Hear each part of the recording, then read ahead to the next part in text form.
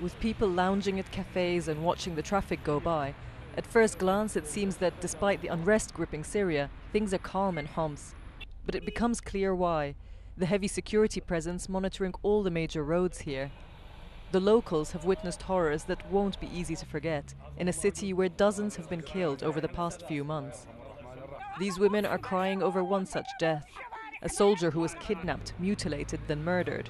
He was from the Zahra neighborhood with a predominantly Alawite population, the same religious group as Syrian leader Bashar al-Assad. The neighbors who come to offer their condolences are not afraid to show their support for the president. They kill soldiers based on their identity and civilians according to their community. We just want safety and security, that's all.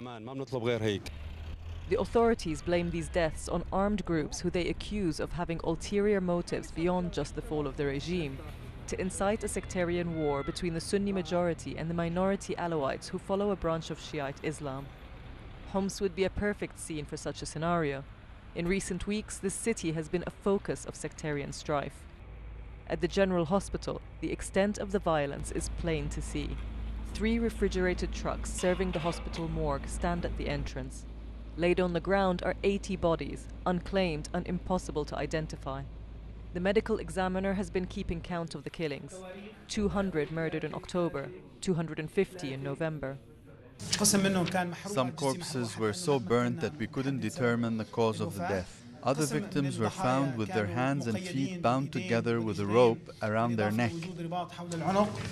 Overwhelmed by the death toll and the horrors he's witnessed, the doctor can make no sense of the conflict that has no clear end in sight. This 37-year-old Sunni woman was 7 months pregnant when she was shot in the head. He will never know if the motive behind the murder was religious or not.